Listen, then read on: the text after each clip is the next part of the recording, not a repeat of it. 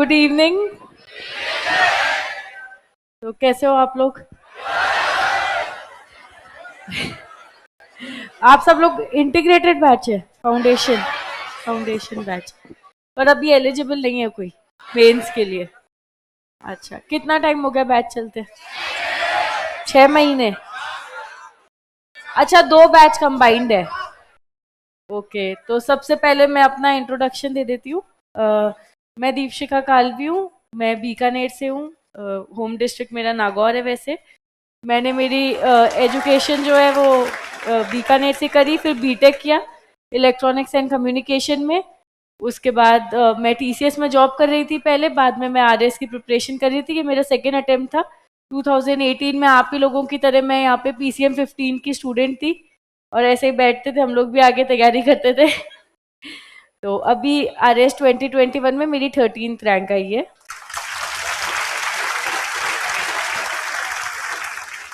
तो मोटिवेटेड तो आप लोग वैसे भी खूब लग रहे हो। मोटिवेशन की तो कोई कमी लग नहीं रही है, नहीं है ना कमी? तो जैसे कि अपन लोग को पता ही है आरएएस का, जैसे आप लोग को भी पता है, प्रीलिम्स है, फिर मेंस है, फिर इंटरव्यू है, 3 फेजेस होते हैं। अभी जब आप प्रिपरेशन कर रहे हो नेक्स्ट वैकेंसी के हिसाब से, जो 2024 में मोस्ट प्रोबेबली आई जाएगी, तो सबसे पहले तो मैं आप लोग को ये बोलना चाहती हूँ कि जो आरएएस है वो नॉलेज से भी ज्यादा पेशेंस का टेस्ट है ना? तो सबसे ज्यादा इस एग्जाम में अगर कोई चीज किसी का टेस्ट होता है तो वो है पेशेंस। ठीक है, और कंसिस्टेंसी इस एग्जाम का मेन जो रोल प्ले करती है वो कंसिस्टेंसी है। तो आप कंसिस्टेंट एफर्ट्स लगाते रहोगे पेशेंटली, शांति से, तो सिलेक्शन जरूर होगा। ठीक है, फर्स्ट अटेम्प्ट सेकेंड अटेम्प्ट वो अलग बात है, लेकिन होगा जरूर। मुझे लगभग 5 साढ़े 5 साल लग गए इस एग्जाम में। आप लोग को ना लगे, फर्स्ट अटेम्प्ट में ही सब निकलो, पर वही है कि इस एग्जाम का जो मेन है वो है पेशेंस। तो हमें शांति से लंबी तैयारी करनी है, टेस्ट मैच खेलना है, ये सोच के हमें तैयारी चालू करनी है। ठीक है, तो सबसे आइडियल टाइम प्रिपरेशन का कोई होता है तो वो फाउंडेशन, जो आप लोग का फाउंडेशन बैच चल रहा है, ये जो 1 डेढ़ साल है जिस वक्त आपका धीरे धीरे सारा सिलेबस हो रहा है, ये सबसे आइडियल टाइम है तैयारी करने का। ठीक है, इस टाइम को ऐसे ग्रांटेड नहीं लेना कि चॉइस में आएगी वैकेंसी, मैं चॉइस में दूंगा, अभी तो बैच कर लेता हूँ बाद में पढ़ लूंगा, नहीं होगा। बैच के साथ आप जितनी आसानी से पढ़ोगे और जितना अच्छे से पढ़ पाओगे ना, उतना अच्छे से बाद में नहीं पढ़ पाओगे। तो सबसे सबसे अच्छा टाइम तैयारी का, प्रिपरेशन का, वो ये फेज है। ये 1 डेढ़ साल जब आपका बैच चल रहा है, आप पूरी डेडिकेशन से उसी तरह से तैयारी करो जैसे आपको पेपर आज ही देना है। ठीक है, मैंने भी जब प्रिपरेशन की थी 2018 में, मेरा बैच था, 2019 जून तक वो ओवर हो गया था। मेरी तैयारी तभी हुई थी सबसे अच्छी। उसके बाद सिलेक्शन भले ही 21 में हुआ, पर 21 में मुझे इतनी मेहनत नहीं करनी पड़ी क्योंकि मैंने 18 में बहुत अच्छी मेहनत की थी। तो ये जो अभी आपका टाइम है, इसको सीरियस लें। इसके अंदर जितना आप क्लास में आपको पढ़ाया जा रहा है उसको रेगुलर पढ़ो, कोई ब्रेक नहीं। इस 1 डेढ़ साल कोई ब्रेक मत लो, पूरा डेडिकेटेडली, पूरा फोकस होके इसी जगह और पूरी जील के साथ तैयारी करो। क्योंकि जब बैच ओवर हो जाएगा तब तो बहुत डिस्ट्रैक्शंस आ जाएंगे। ठीक है, बहुत चीजें हो जाएगी। अभी तो जैसे आप रेगुलर आ रहे हो, आप डिसिप्लिन में हो, आपका बैच होता है जैसे 1 से 7 होता होगा, तो रोज 1 से 7 आ रहे हो, जाके पीजी में खाना वाना खाया, फिर पढ़ाई करी, सुबह उठ के एक बार सो जाते हो मे भी। तो जो है अभी जो टाइम है इसमें आप पूरे डिसिप्लिन, तो आपका टाइम टेबल बना हुआ है। जैसे ही आपका बैच ओवर हो जाएगा ना, उसके बाद तो खुद स्केड्यूल बनाना पड़ेगा, खुद पढ़ाई करनी पड़ेगी, नोट्स अपडेट हो जाएंगे, 10 तरह की चीजें दिमाग के अंदर चलेगी। लाइब्रेरी में बैठोगे, अभी आप लोग आते हो, इतने सारे लोग मिलते हो, आपस में एक दूसरे से बातें कर लेते हो, वो भी अपने आप में आपका चेंज हो जाता है। फिर क्या वो 4 चेहरे दिखेंगे जो रूम में रहते होंगे, और कोई दिखेगा भी नहीं। फिर अभी तो मोटिवेशन की मुझे लगता है रिक्वायरमेंट ही नहीं है। मोटिवेशन खूब बैच में तो, रनिंग बैच में तो खूब ही मोटिवेशन रहता है।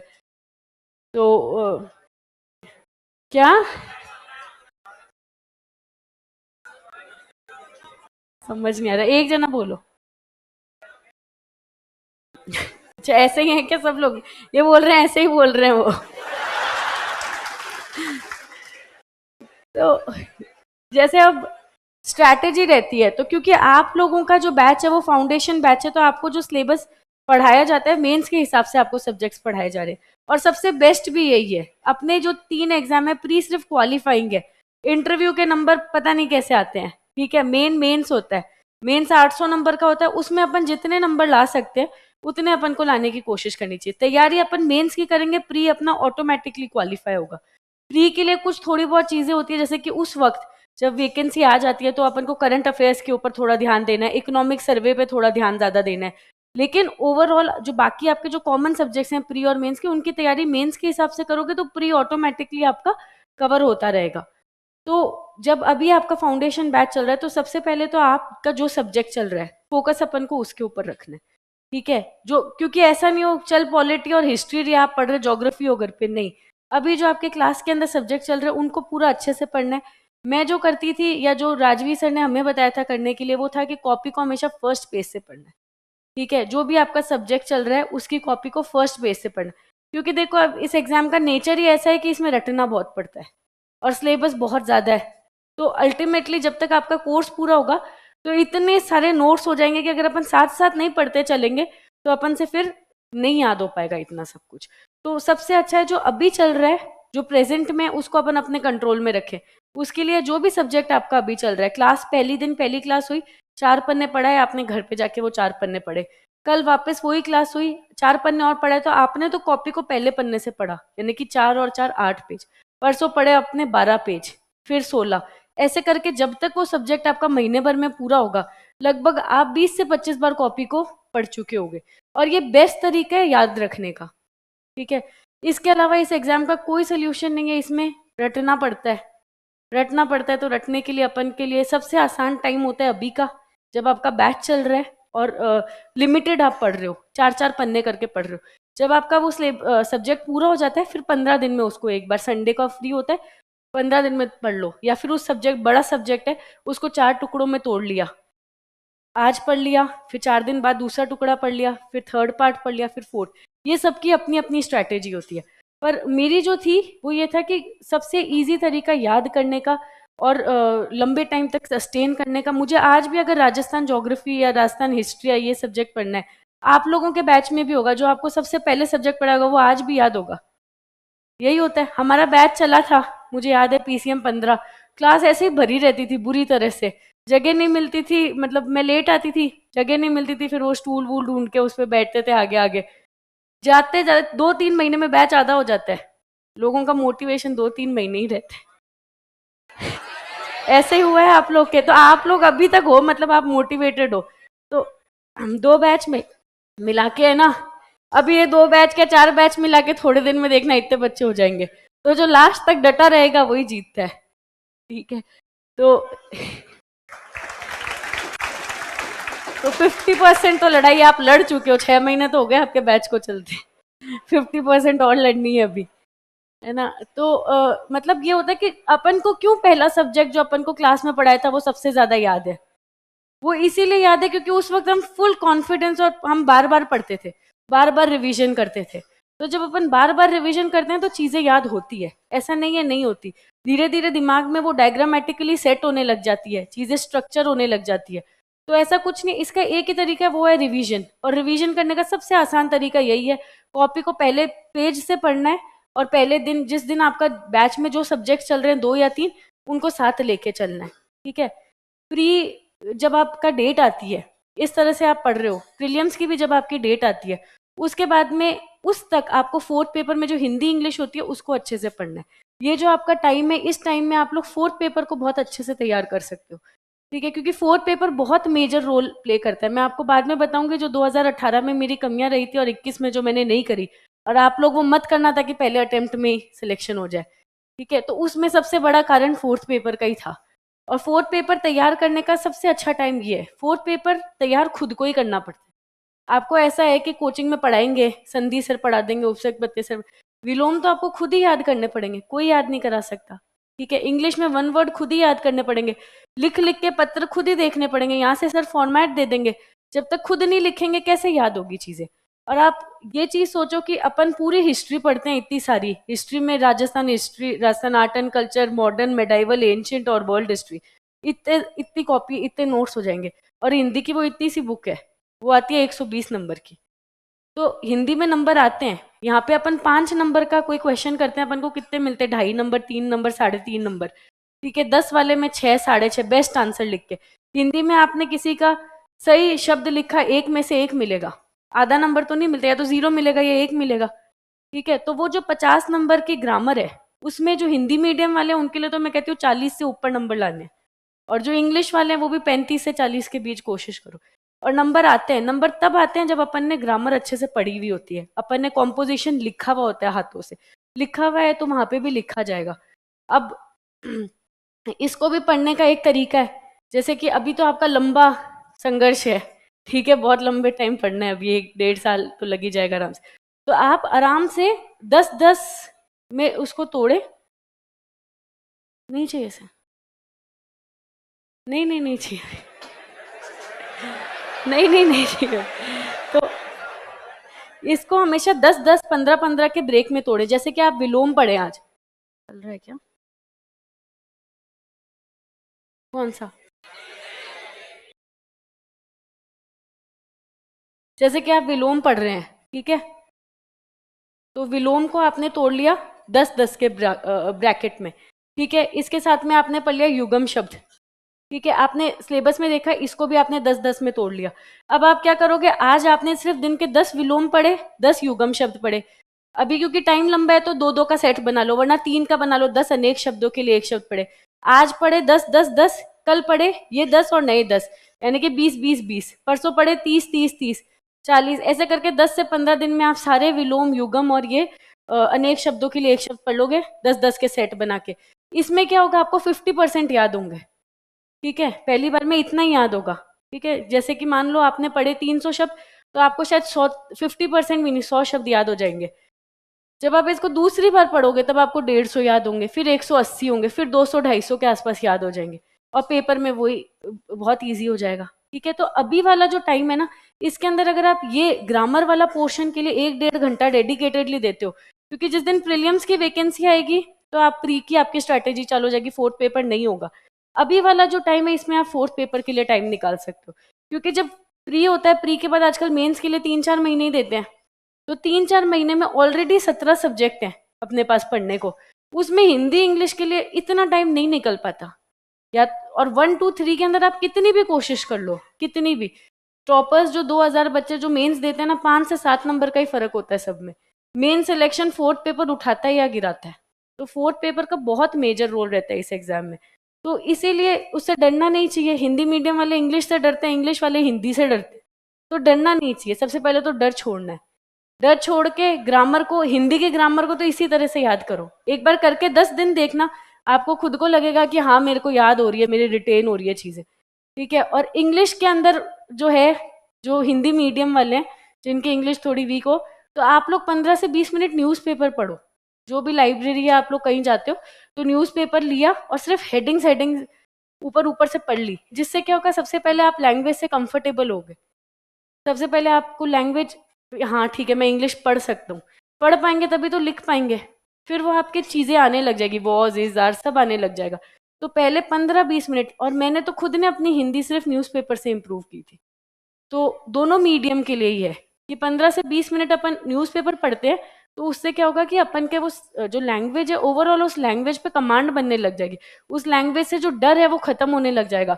आप देखोगे ऑटोमेटिकली आपकी वोकेबलरी भी अच्छी होने लगेगी, आपकी स्पेलिंग मिस्टेक भी जाने लग जाएगी, आपको ग्रामर भी समझ आने लग जाएगी। यही सेम इंग्लिश वालों के लिए हिंदी में, हिंदी में तो बल्कि मैं तो जो करती थी कि मेरी मम्मी पैराग्राफ रीड करती थी और मैं लिखती थी, फिर अशुद्धियाँ छांट लेती थी उससे, तो वो और भी अच्छा है। पर इंग्लिश वाले जिनको इंग्लिश का थोड़ा फियर है, वो एक बार पढ़ना चालू करो। जब पढ़ना चालू करोगे ना, तो आप, इंग्लिश का ज़्यादा डर होता है, पता नहीं क्यों होता है, पर ज़्यादा ही डर होता है, पर फोर्थ पेपर में जब नंबर आते हैं तो वो वाकई वर्थ है। ठीक है, और जैसे 2018 में मैं बता रही थी, तो मेरे 1 2 3 में मार्क्स ठीक थे, उस मार्क्स में मेरा शायद सिलेक्शन हो जाता, पर फोर्थ पेपर में मेरे मार्क्स थे सिर्फ 74। ठीक है, जबकि हाईएस्ट गए थे कितने, 148, पद्मा चौधरी मैम है उनके थे। ठीक है, और मेरे कितने थे, 50% भी नहीं थे, एग्जैक्ट 50% थे। ठीक है, 74 148। इस बार मेरे नंबर है 97, और हाईएस्ट टॉपर जो है सर उनके 116 है, उसके बाद 108 ही सुनने में आए हैं अब तक। तो यानी कि 11 नंबर का ही फर्क रहा है ना। तो ये मेक और ब्रेक है, फोर्थ पेपर मेक और ब्रेक रहता है, और उसके लिए सबसे अच्छा टाइम अभी है, ये जो शांति काल है ना आपका, ये क्योंकि जब वो प्री का डंडा पड़ेगा तो प्री प्री प्री लगा रहेगा। मेंस का पढ़ते ये सारे सब्जेक्ट ही इतने पढ़ने में भारी होंगे कि अपन टाइम नहीं दे पाएंगे इसको। अभी अपन आराम से 10-10 शब्द याद करें दिन के, अपनी वोकैबुलरी बनेगी। अपन पत्र वगैरह हैं वो लिख लिख के अगर प्रैक्टिस करेंगे तो अपनी वो बनेगी।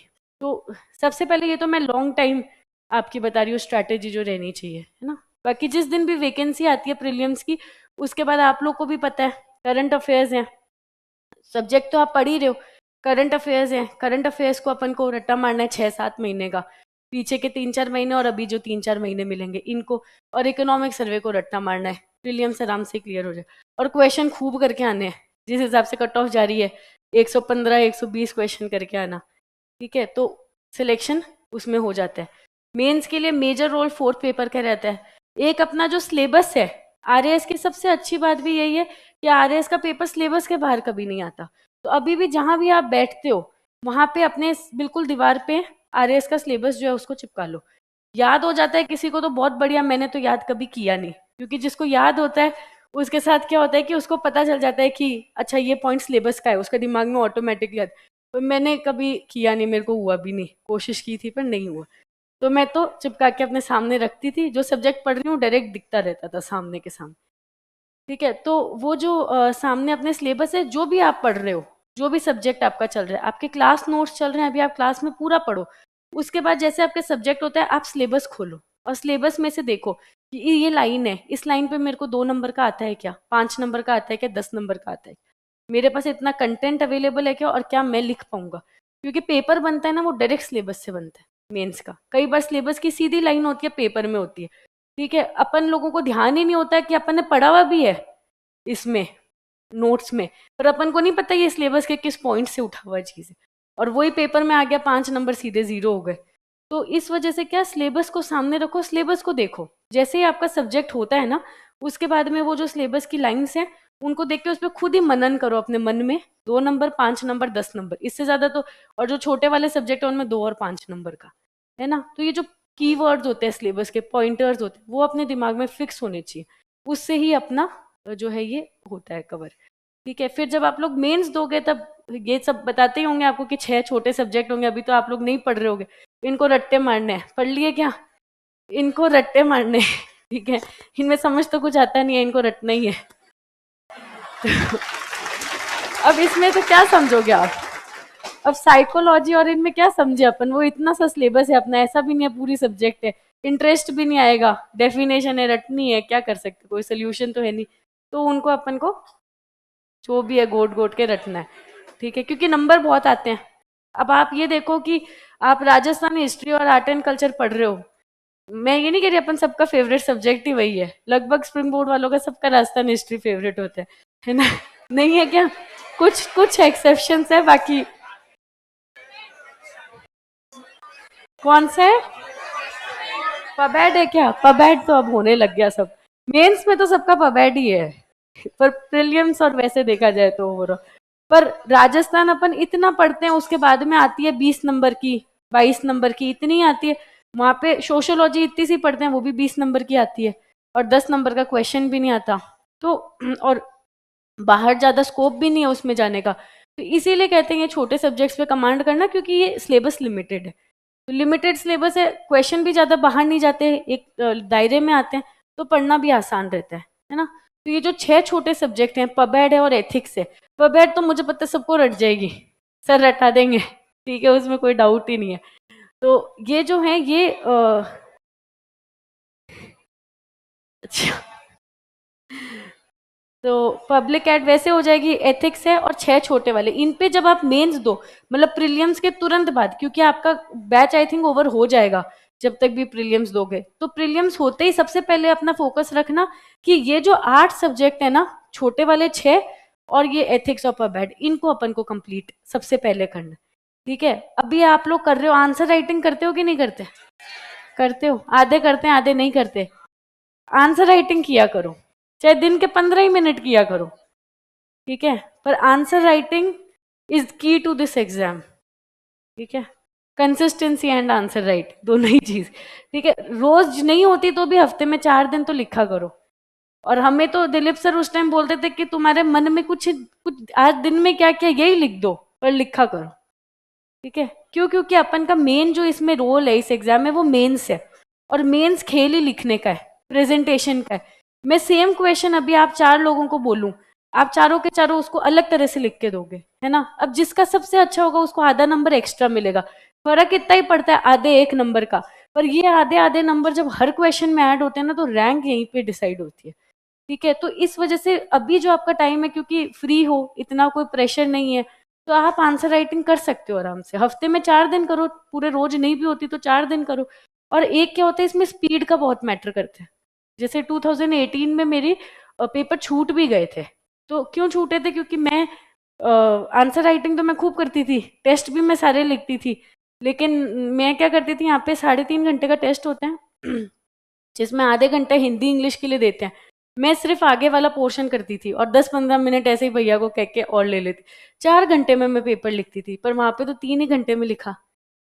तो इस वजह से वहां पे मेरा सेकंड और फोर्थ दोनों पेपर छूटा। मतलब मेरा सेकंड पेपर 25 नंबर के करीब छूटा था, और फोर्थ पेपर जो था वो 35 से 40 नंबर के करीब छूटा था। तो आप देखो मैं 7 नंबर से कट ऑफ से रही थी। तो अगर वो मैंने अटेम्प्ट किया होता तो एटलीस्ट मैं मेंस तो क्वालिफाई करती ही करती, है ना। तो पेपर छूटना नहीं चाहिए। जब भी आप मेंस दो तो पेपर नहीं छोड़ना, पेपर पूरा अटेम्प्ट करके आना है, ठीक है। अपन को डायरेक्ट क्वेश्चन जरूरी नहीं अपन को हर क्वेश्चन आता है। अगर क्वेश्चन नहीं आता उस क्वेश्चन को 2 या 3 बार रीड करो। कई बार स्टेटमेंट वाले क्वेश्चन होते हैं, उनको 2-3 बार रीड करो। अपन को कोई कीवर्ड मिलेंगे, अच्छा ये वर्ड है, ये उसके आसपास भी अपन को कुछ आता है, अपन लिख दे, ठीक है। जैसे अभी हमारे मेंस हुआ था तो उसमें हमारे आ गया था ये कुंवर सेन मॉडर्न हिस्ट्री से, जो 1857 के अंदर क्रांतिकारी थे। अब वो 5 मार्क्स में आया था। मेरे को सिर्फ 2 वर्ड पता थे, कुंवर सेन, जगदीशपुरा और विलियम टेलर। हमें राजवीर सर ने ये पढ़ाए थे। अब मुझे सिर्फ 3 शब्द पता और 5 नंबर में मैं इसमें क्या लिखूंगी। तो मैंने ये सोचा कि भाई 1857 की क्रांति से रिलेटेड है, अपन को ये एक पता है, तो 1857 की क्रांति के जो इम्पैक्ट है वो लिख दूं इसमें। तो कैसे स्टार्ट कर दिया कि कुंवर सेन जो थे वो बिहार के जगदीशपुरा से थे, 1857 में ये क्रांतिकारी थे। इनके अगेंस्ट जो ऑफिसर था वो विलियम टेलर था। इन्होंने क्या क्या किया कंट्रीब्यूशन, कि राष्ट्रवाद की भावना बढ़ाई, वुमेन एम्पावरमेंट के लिए काम किया, लोगों का जुड़ाव बढ़ा। इसके बाद सोशल रिलीजियस रिफॉर्म्स हुए। हिस्ट्री का तो एक सेट चीज होती है, सर भी बोलते हैं कोई भी घटना है उससे पहले की जो चीजें होती है वो उसका कारण होती है, और उसके बाद की जो चीजें होती है वो उसका परिणाम होती है, ठीक है। तो यही है, यही चीज हिस्ट्री के अंदर। अपन टाइमलाइन भी याद कर लेते हैं ना तो अपन आंसर तो लिख ही आएंगे कुछ ना कुछ, ठीक है। तो अपन को क्वेश्चन से डरना नहीं है, क्वेश्चन को अटेम्प्ट करना है। और वो कला कब आएगी? जब आप अभी आंसर राइटिंग करोगे। तो अभी आप लोग लिखोगे तो फिर मेंस में भी आप लिख लोगे, कुछ तो लिखोगे, ठीक है। अब जैसे हमारे थियोसॉफ एनी बीसेंट के बारे में आ गया था क्वेश्चन 10 नंबर का, थियोसॉफिकल सोसाइटी के बारे में, सॉरी। अब मुझे थियोसॉफिकल सोसाइटी का ज्यादा नहीं पता था, बस वो मैडम बेलवात्स्की और एक और जो थे उनके साथ फाउंडर वो थे, और एनी बीसेंट उससे जुड़ी हुई थी। इतना ही पता था। 10 नंबर में क्या लिखूं, तो मैंने एनी बीसेंट वाली बातें ही लिख दी इधर, थोड़ी बहुत आगे पीछे करके, होम रूल मूवमेंट में पार्टिसिपेट किया और ये वो, और आगे आगे। तो शायद कुछ नंबर तो मिले होंगे, छोड़ने से तो कुछ भी नहीं मिलता। तो बस यही चीज होती है ना। आंसर राइटिंग यही होती है। अभी जब आप लिखोगे तो आपके प्रैक्टिस में आएगी, ठीक है। फिर जैसे आंसर राइटिंग के लिए कुछ चीजें, जैसे वो तो आपको सर भी बता ही देंगे, बताते ही होंगे। जैसे आप ज्योग्राफी के अंदर आंसर जब लिख रहे हो, ठीक है, तो ज्योग्राफी में मैप बनाने हैं, हर एक के अंदर मैप बनाना है। लगभग 99% क्वेश्चन में मैप बनेगा ज्योग्राफी में। नहीं बन रहा, जबरदस्ती बना के आओ, ठीक है।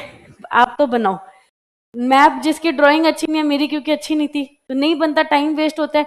राजस्थान के लिए तो अपने ऐसे बना दें, रोम्बस, ठीक है। जो भी दिखाना है इधर अपन राजस्थान में दिखा सकते हैं, ठीक है। और इंडिया के लिए ऐसे काजू कतली शेप बना दो, ठीक है। मतलब इसके अंदर ड्रॉ कर दो जो भी आपका है, और हर एक क्वेश्चन में बनाना है। अब हमारे आया था इस बार सिरोही का एकीकरण, क्वेश्चन किसका था? राजस्थान हिस्ट्री का, ठीक है। मैंने उसके अंदर भी मैप बनाया और यहाँ पे सिरोही बनाया, और फिर ऐसे करके इसमें किया कि इसके 2 चरण थे, प्रथम चरण दूसरा चरण, और फिर इसको डब्बे में बंद कर दिया और यहाँ पे जो कहानी है वो लिख दी। ठीक है, बाकी लोग सिर्फ कहानी लिख के होंगे, मैंने मैप में भी बता दी, मैंने कोई अलग चीज थोड़ी बताई। सिरोही सबको पता है कहाँ है, ये मैंने गलत बना दिया, इधर है। आप लोग को पता ही है, ये मेरे से अभी गलत बन गया। तो मेरा कहने का मतलब है कि इसके नंबर मिलते हैं, ठीक है। क्या अभी तो मेरे से नर्वसनेस में गड़बड़ होगी।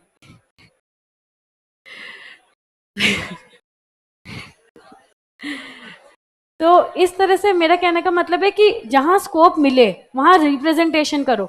मुझे स्कोप कहाँ मिला, हिस्ट्री में मिला, तो मैंने हिस्ट्री में भी बना दिया। जरूरी नहीं अपन ज्योग्राफी में ही करें, पॉलिटी में भी आपको कहीं स्कोप मिलता है, पॉलिटी में भी बनाओ, इकोनॉमिक्स में भी कहीं स्कोप मिलता है, इकोनॉमिक, वो आपकी चीज को थोड़ा अच्छा दिखाएगा। एक होता है कि अपन जैसे बोलते हैं कि पैराग्राफ फॉर्मेट में नहीं लिखने चाहिए, कुछ आंसर्स अपन को जहाँ नहीं आते वो अपन पैराग्राफ फॉर्मेट में लिखते हैं, कई में अपन बुलेट पॉइंट अच्छे बना सकते हैं, क्वेश्चन की डिमांड ही ऐसी होती है, तो अपन बुलेट फॉर्मेट में ज्यादा कोशिश करें लिखने की। एक तो अपना टाइम बचता है, और दूसरा क्या होता है कि वो दिखने में भी थोड़ा साफ सुथरा और अच्छा लगता है। एक होता है अपन को कोई चीज है किसी क्वेश्चन में उसको प्रेजेंट करना है, तो अपन ब्लॉक डायग्राम में कर सकते हैं, या उसकी कोई की हाईलाइट है उसको अपन ने यहाँ पे एक डब्बा बना दिया और डब्बे में लिख दिया। जैसे कि अभी कोई में से आंसर चेक रही थी, वो सत्याग्रह पे क्वेश्चन था, ठीक है, जो आप एथिक्स पढ़ोगे तब आप पढ़ोगे। तो मैंने उनको बोला क्या पूरा आंसर लिखा, इसमें अपन यहाँ पे लिख दें कि जैसे सत्याग्रह है, ये दो शब्दों से मिलकर बना है, सत्य प्लस आग्रह। फिर यहाँ पे अपन ने लिख दिया जिसमें सत्य का मतलब क्या है, और अपन ने 2-3 पॉइंट लिख दिए, और अपन ने बॉक्स में बंद कर दिया, तो वो दिखेगा अच्छा। ये चीजें कब आएगी, जब आप आंसर राइटिंग करोगे, जो अभी आपके क्लास में है सबसे अच्छा है। और आंसर राइटिंग के लिए बाहर भी बैठते हैं सर वगैरह, भी हमेशा अवेलेबल रहते हैं, तो आंसर राइटिंग किया करो, ठीक है। रोज नहीं तो 4 दिन में तो एक दिन, मतलब 4 दिन तो किया ही करो हफ्ते में। ठीक है, 4 दिन में एक दिन नहीं, 4 दिन हफ्ते में। तो ये इस तरह से ब्लॉक रिप्रेजेंटेशन।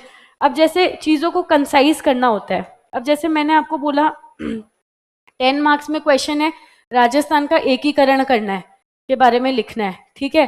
तो आपने लिखा फेज 1, फेज 2, फेज 3, ऐसे करके आप पूरा बना के, एक आपने क्या किया कि आपने सातों नाम लिख दिए जो आपके थे, राजस्थान मत्स्य संघ, राजस्थान संघ और सारे, इधर आपने लिख दिया कि उनकी क्या डेट थी, कौन राष्ट्र प्रमुख बना, कौन कौन से डिस्ट्रिक्ट उसके अंदर मिले, ठीक है, कब उसका इनॉग्रेशन हुआ, किसने इनॉग्रेशन किया। तो क्या हुआ आपका जो इतना सारा, वरना आप शायद लिख भी नहीं पाते एक पेज में, और ऐसे क्या किया आपने, वो कंसाइज करके एक पेज के अंदर बॉक्स बना के और सब दिखा दिया। अब जैसे मान लो वेजिटेशन के ऊपर आया, थ्रॉनश्वेट की है, त्रिवार्ता की है, इनका किसी का पूछा, तो अपन क्या करेंगे, अपन ने राजस्थान का यहाँ पे मैप बना दिया, ठीक है। फिर यहाँ पे लिख दिया कि इसका आधार क्या था, अपन ने कहा कि वेजिटेशन आधार था। उसके बाद अपन ने लिख दी कौन कौन सी जो इसने दिया था, वो BWHW, BSHW, CAW, ये सारे लिखे।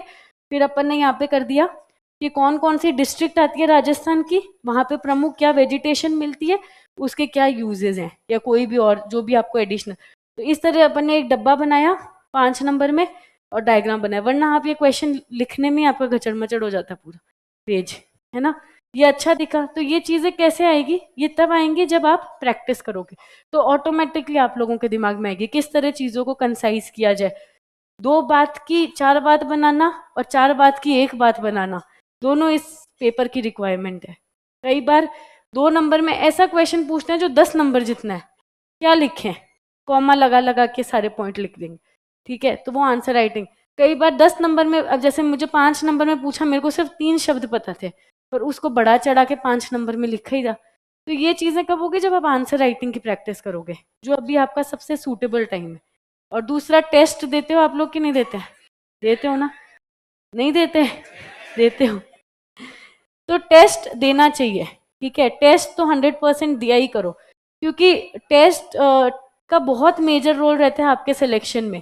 स्पेशली जब आप प्रीलिम्स और मेंस दे रहे होगे ना, तो आप ये देखोगे बहुत सारे क्वेश्चन ऐसे होंगे जो टेस्ट में पूछे थे और सेम एग्जाम में आ गए, ठीक है। तो जब मैं टेस्ट में वो आंसर लिख के आई, तो मेरे कोई आंसर सही नहीं था, या मैं प्रॉपर ढंग से नहीं लिख, कई बार ऐसा होता होगा आप लिखते होगे, फिर आपको लगे यार मैंने क्या कर दिया, इसको तो ऐसे लिखना चाहिए था, है ना। तो वो बहुत कॉमन है, सबके साथ ही होता है। तो वो क्वेश्चन जब सेम मेंस के एग्जाम में आएगा, आप ये गलती नहीं करोगे, है ना। दूसरा डिस्कशन किया करो आपस में, ऐसे अकेले अकेले तैयारी नहीं करनी चाहिए। आपस में एक दूसरे की हेल्प किया करो, एक दूसरे के आंसर पढ़ा करो। हाँ, ये अकेले पढ़ते हैं। अब वैसे तो देखो सबका नेचर अलग अलग होता है, पर शेयरिंग से चीजें आपके लिए भी सुविधाजनक होती है, दूसरे के लिए भी सुविधाजनक होती है। ये भी अकेले पढ़ते हैं, तो अब नहीं पढ़ते। तो ठीक है, मतलब मैं समझ गई, पर जैसे मैं बता रही हूँ कि शेयरिंग करने से क्या होता है कि आपका कंटेंट रिफाइन होता है ना। तो आपको जैसे आप दोनों ने आपस में एक दूसरे को आंसर दिखाए, 2 पॉइंट इसके आपको पता चलेंगे, आपको इसके 2 पॉइंट, तो इस तरह से एक दूसरे के आंसर चेक किया करो। जैसे विलोम शब्द और आप लोग याद करो, दो फ्रेंड्स एक दूसरे से पूछो, आप इससे पूछो आप इनसे पूछो, है ना। तो इस तरह से दोनों का फायदा है, और कंटेंट भी शेयरिंग होती है। जैसे हम लोगों का ग्रुप हुआ करता था जब हम पढ़ते थे, इंटरव्यू में तो ग्रुप स्टडी बहुत ही काम आती है। ग्रुप बनाने से पहले ही तोड़ देते हो। अच्छे जैसे जिन लोगों से बन सके उनके साथ ग्रुप बनाओ फिर।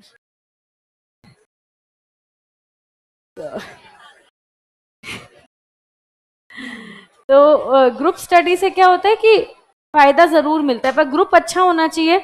ऐसा ग्रुप होना चाहिए जो सीरियस हो, जिसको पढ़ाई पे कंसंट्रेट, आपके जैसा इंटेलेक्ट लेवल हो जिनका, और आपको मदद मिले जिनसे, उन लोगों के साथ में शेयरिंग करो और एक दूसरे से सीखो, है ना। बाकी आप लोग के कोई डाउट्स हो वो पूछो, मैं तो काफी देर से बोल रही हूँ। चिट पे लिख दो कोई। माइक भेजे,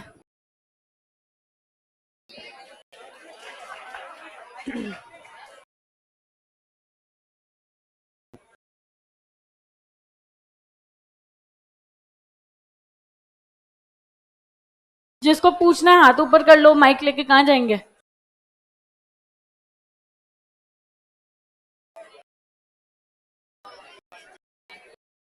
नहीं नहीं सुखे,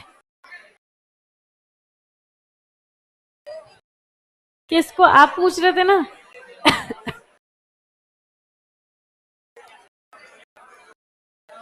हेलो मैम, हेलो। यही पूछना था कि मैम जो सब्जेक्ट हम पढ़ते हैं उन सबको आपस में कोरिलेट कैसे करें। जैसे कि मतलब बहुत से टॉपर्स भी आते हैं और बोलते हैं कि सब्जेक्ट को आपस में कोरिलेट करना चाहिए जिससे कि हम उसको सही से पढ़ सके, तो वो कैसे करें, वो हो नहीं पा रहा कोरिलेट।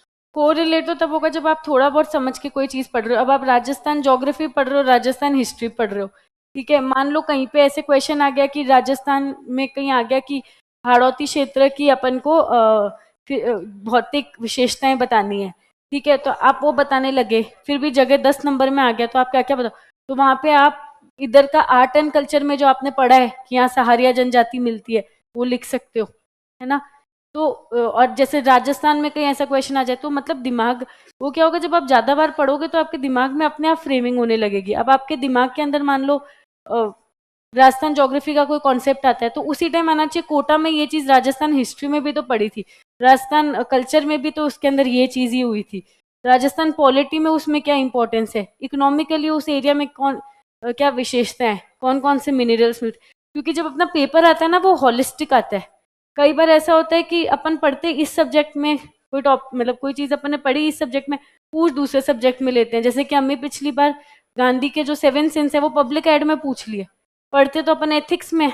तो इस तरह से चीजें, अब जैसे राजस्थान पॉलिटी आप पढ़ते हो, ठीक है, या पॉलिटी आप पढ़ते हो, और फिर आपको गवर्नर या इस काउंसिल ऑफ मिनिस्टर का कोई क्वेश्चन पबैड में आता है, तो आर्टिकल अपने क्लिक होना चाहिए कि 164 की बात कर रहा है या किसकी बात कर रहा है। तो जब आप रिवीजन करते रहोगे ना तो आपके को रिलेट भी होने लग जाएगी चीजों को, हल्का सा ऐसे समझते हुए अपन जब करते हैं, पूरा कोर्स होता है तो चीजें अपने आप दिमाग में सेट होने लगती है।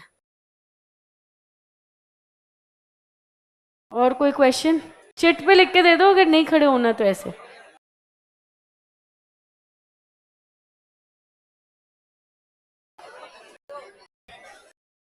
बोलो।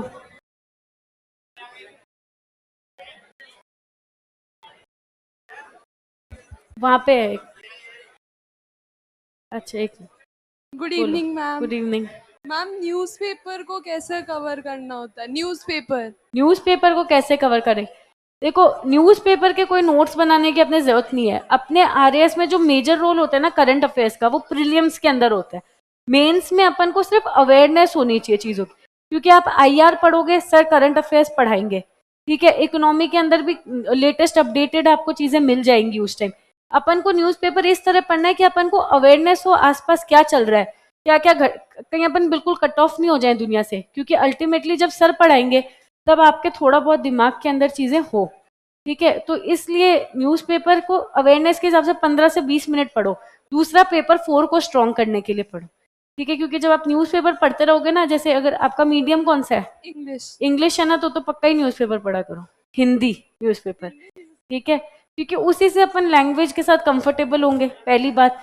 दूसरी बात, जब आप 2 आर्टिकल पढ़ लो चाहे दिन के, पर आप पढ़ोगे ना तो आपकी लेखन शैली जो है वो इम्प्रूव होगी, आपको वोकैबुलरी स्ट्रांग होएगी, अपने automatically you will see changes. Ma'am फिर इंग्लिश वाला न्यूज़पेपर दोनों? नहीं, मेरे ख्याल से हिंदी, मेरे ख्याल से जो मीडियम होता है ना उसको ऑपोजिट न्यूज़पेपर पढ़ो, हिंदी पढ़ो। क्योंकि अपने बहुत ज्यादा न्यूज़पेपर के नोट्स वोट्स तो बनाने नहीं है, आता नहीं है ऐसा कुछ, है ना। अपन को क्यों पढ़ना है, अवेयरनेस के लिए, ठीक है।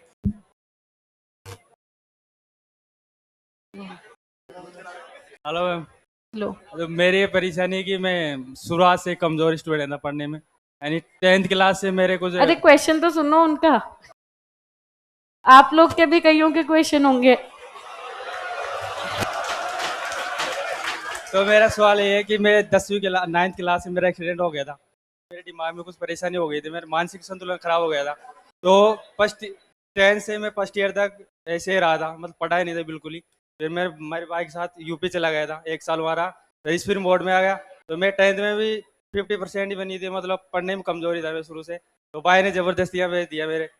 अब सारे पैसे भाई लगाता है, वो बोलता पढ़ो पढ़ो। अभी इतने सारे सब्जेक्ट यहाँ पूरे हो गए, और मतलब याद करता हूँ तो याद नहीं होते, मतलब कमजोरी था मैं शुरू से पढ़ने में। तो कैसे इतनी सारी सब्जेक्ट हो गए एक साथ पूरा करें, मतलब 4-5 सब्जेक्ट क्लियर हो गए, 22 सब्जेक्ट है, तो मतलब रैंक भी कम आती है, नंबर मतलब भी कम कैसे आते हैं। पढ़े अपन, हाँ ये सवाल। आप लोग भी सुनो एक बार।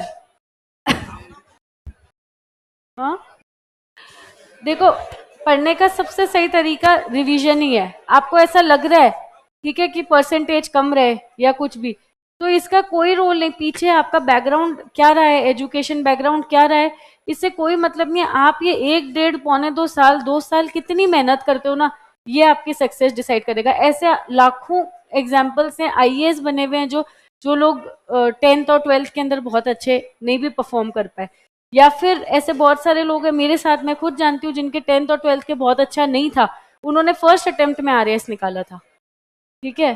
तो ये इतना फर्क नहीं पड़ता कि अपना, अभी आप ये डेढ़ पौने 2 साल कितना पढ़ते हो और कितनी मेहनत करते हो, अल्टीमेटली ये आपका करियर डिसाइड करेगी। अभी आप फोकस्ड हो, एकदम अच्छे से पढ़ रहे हो, यहाँ पे मन लग रहा है, याद हो रहा है, तो धीरे धीरे इम्प्रूवमेंट भी होगा। पेशेंस और कंसिस्टेंसी 2 ही वर्ड है इस एग्जाम के, है ना।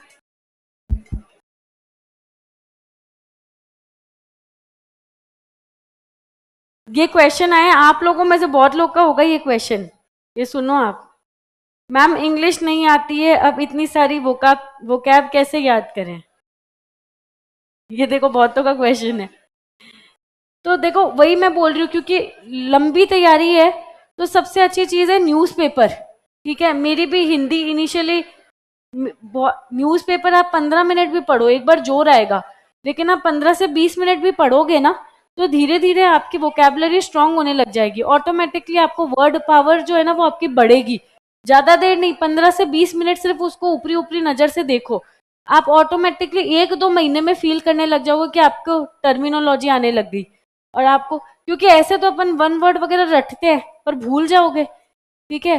न्यूज़पेपर से क्या होता है, दोनों मीडियम इंग्लिश और हिंदी दोनों के लिए सबसे अच्छा सोर्स है। एक बार आप महीने भर उसको पढ़ के देखो, 15-20 मिनट ही, आपको खुद को डिफरेंस फील होगा, है ना। बाकी तो फिर मैं जो हिंदी में बताया मैंने 10-10 वर्ड वाला, वो चीज कर सकते हैं कि 10 वर्ड अपन ने याद कर लिए इंग्लिश के भी, पर सबसे अच्छी चीज है न्यूज़पेपर। नेक्स्ट जो क्वेश्चन है, मैम आपके प्रथम प्रयास के असफलता के कारण।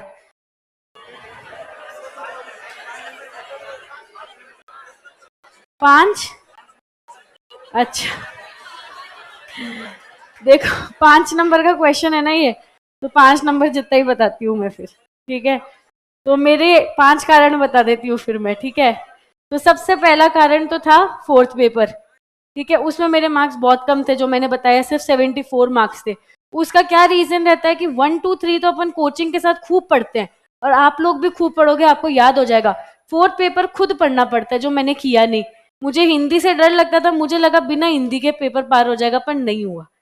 तो यही चीज मैं बोल रही हूँ कि मीडियम से, दूसरे मीडियम से मत डरना, उसको एक्सेप्ट करके और पढ़ना, ठीक है, क्योंकि उसके बिना सिलेक्शन हो पाना बहुत मुश्किल है।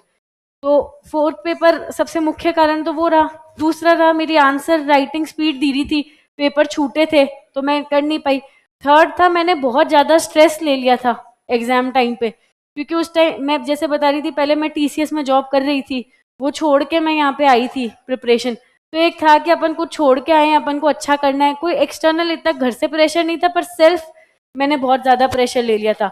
तो मैं उस टाइम पूरी पूरी रात पढ़ती थी, 4 5 बजे, क्योंकि मेंस दोगे तब नींद तो आपको आएगी ही नहीं, देख लेना। उस टाइम पे नींद भूख सब मिट जाती है एक बार के लिए। हालांकि सब करते हैं अपन, पर मतलब रात रात भर नहीं सोते और ये वो। तो मैं 4 5 बजे तक पढ़ती रहती थी। उसके बाद में अपना जो फिर दोपहर में सोती थी 2 से 4। अब पेपर जो 2 और 4 होते हैं वो इसी टाइम होते हैं, 2 से 5, ठीक है। तो मेरी बॉडी साइकिल ऐसे हो गई थी कि मैं उस टाइम दिमाग इतना एक्टिव नहीं रह पाया, और इन चीजों का इम्पैक्ट पड़ता है। स्ट्रेस हमेशा यू स्ट्रेस होना चाहिए, डिस्ट्रेस नहीं होना चाहिए। साइकोलॉजी में आप लोग ये टर्म्स पढ़ लोगे। यू स्ट्रेस वो स्ट्रेस है जो आपको मोटिवेट करता है, और डिस्ट्रेस जो आपकी पढ़ाई खराब करता है।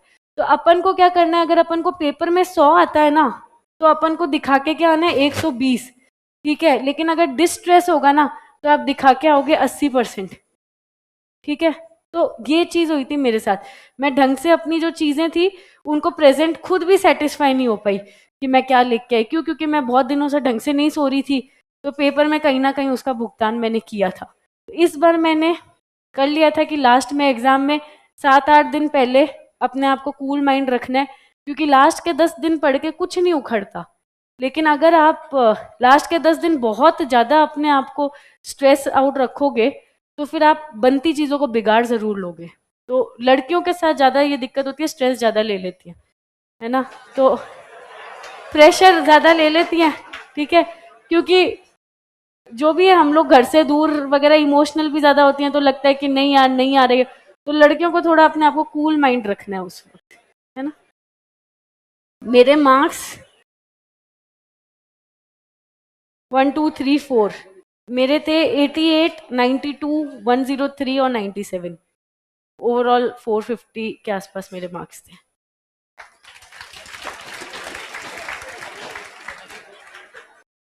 तो मेन एक ये चीज भी है कि जब भी आप लोग पेपर दो, तो अपने आप को कूल माइंड रखते हुए, और एग्जाम है उसको एग्जाम की तरह लेना है। वो उसको इस तरह से नहीं समझना है कि लाइफ का कोई नहीं होगा सिलेक्शन तो पता नहीं क्या ही हो जाएगा। लाइफ में बहुत कुछ है करने को, ये एक सीढ़ी है जहां तक हम पहुंचना है। नहीं होता तो हमारे लिए कुछ और भी अच्छा होता है। तो ये चीज मैंने 2018 में नहीं समझी थी। मैंने सोचा था यही है सब कुछ है, पर एग्जाम को एग्जाम के रूप में लेना है। अपने जो भाग्य में होगा वो अपन को मिलके रहेगा। तो भगवान पे, भाग्य पे भरोसा करना चाहिए, निष्काम कर्म करना चाहिए। हेलो मैडम, नमस्ते मैडम। हमारे हिंदी मीडियम वालों की बजाय इंग्लिश वालों के नंबर ज़्यादा आ रहे हैं हमारे क्लास टेस्ट में भी, यूपीएससी में जिस प्रकार है, आरपीएससी में, सभी में। क्या कारण है इसका? आरपीएससी में तो ऐसा नहीं है। अभी फर्स्ट रैंक देख लो, 2 3 साल आ रहे हैं इंग्लिश मीडियम वाले।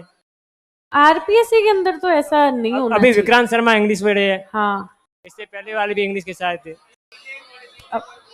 बीटेक वाले ज्यादा क्यों है वो तो मैं बता सकती हूँ, ठीक है। इंग्लिश मीडियम वाले ज्यादा क्यों है ये देखो। यूपीएससी का तो कहते हैं कि चीज सुनी हुई भी है कि ज्यादा मार्क्स आते हैं। आरएएस के अंदर तो मेरे को ऐसा कुछ लगा नहीं, क्योंकि आरएएस में तो बल्कि इंग्लिश वालों को नोट्स की भी दिक्कत रहती थी। अब तो फिर भी नोट्स मिलने लगे। हमारे टाइम नोट्स कंटेंट ही नहीं मिलता था, करंट वरेंट सब हिंदी में पढ़ना पड़ता था। तो आरएएस में तो ऐसा इंग्लिश मीडियम का मैंने ध्यान दिया नहीं। नहीं मैडम, ऐसे बोल रहे हैं मटेरियल हमारे पास कम है, फिर भी नंबर होते हैं इनके ज़्यादा। प्रेजेंटेशन अब अच्छा होता होगा इंग्लिश नहीं नहीं, विक्रांत सर बोल रहे थे कि मतलब हम इंग्लिश मीडियम वाले अफेक्टिव शब्द ऐसे यूज करते हैं, नंबर हमको ज्यादा मिलते हैं हिंदी वालों की लैंग्वेज की बजाय से। अब इसके लिए तो देखो, ये चीज तो मेरे को भी आइडिया नहीं है। अब ये तो आंसर वो है चेकिंग वालों की है, वो क्यों ऐसा कर रहे हैं, है ना। बाकी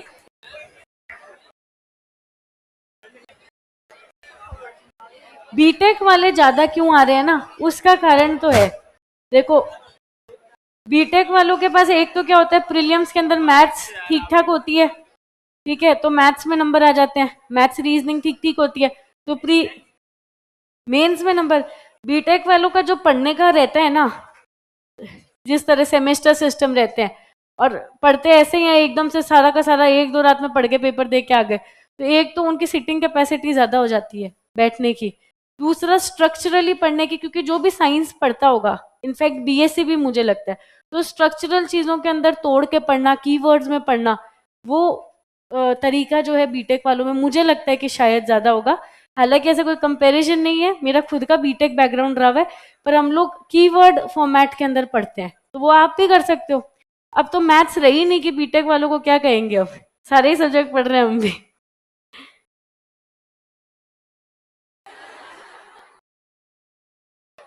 क्या बहाने बना रहे हैं?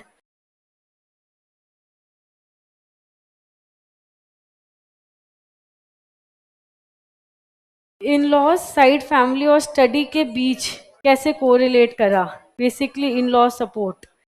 मेरी तो शादी अभी हुई थी वैसे इसी साल, तो मैं इंटरव्यू भी दे रही थी, मेंस पहले हो चुका था मेरा।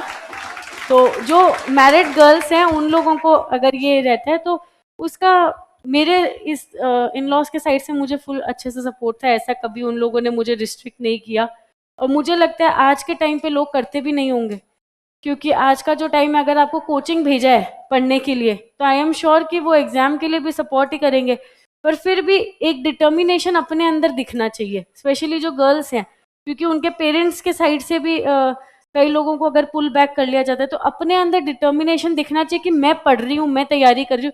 उनको जब ये दिखेगा, तो आजकल ऐसे कोई लोग नहीं होते, कौन नहीं चाहेगा उनकी बहू एसडीएम बने, हर कोई चाहता है, कौन नहीं चाहता उसकी वाइफ एसडीएम बने, बेटी एसडीएम बने। तो मेरे तो जितनी मम्मी खुश है, उतने ही मेरे mother in law, father in law जो है वो खुश है। और मेरी जब मेंस की प्रिपरेशन थी, उसमें तो मेरे जो हस्बैंड है वो खुद आरटीएस हैं, लास्ट बैच 2018 बैच में 99th रैंक थी उनकी, तो उनका सपोर्ट रहा था बहुत। और मैं तो ये मानती हूँ कि उनके काफ़ी, उनकी गाइडेंस के कारण आज मेरी ये रैंक अगर आई है, तो वो उन्हीं की गाइडेंस के कारण आई है। जो छोटी मोटी, मैं जैसे बता रही हूँ, मैं हिंदी से भागती थी, तो मेरे को जबरदस्ती बोलते थे नहीं लिखो, पत्र लिख के भेजो, तो वो वाले जो मतलब मेरा मतलब है, जो अपने फॉर्मेट है, वो 2-8 जो अपने पत्र वाले अर्धशासकीय पत्र और परिपत्र निविदा जो है, वो जो चीजें वो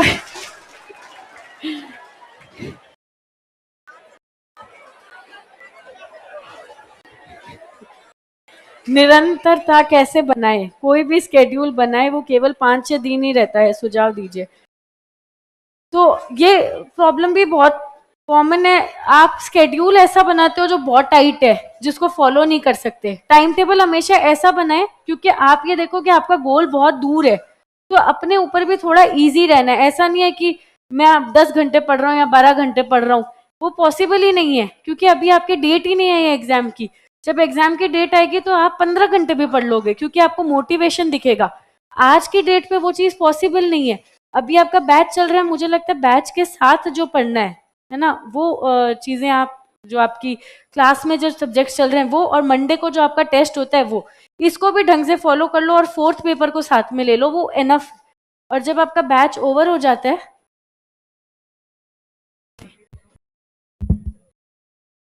सर्वप्रथम मैम आपको नतमस्तक नमस्कार।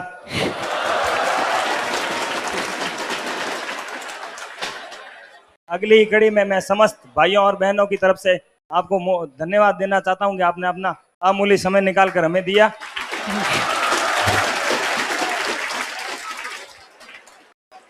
मैम मेरा क्वेश्चन है कि आपने अभी बताया कि इंग्लिश के 1 वर्ड वगैरह वोकेब 10-10 के सेकंड से पढ़ना शुरू कर दो। एक दिन पढ़ते हैं, दूसरे दिन वो 10 पीछे वाली भूल जाते हैं।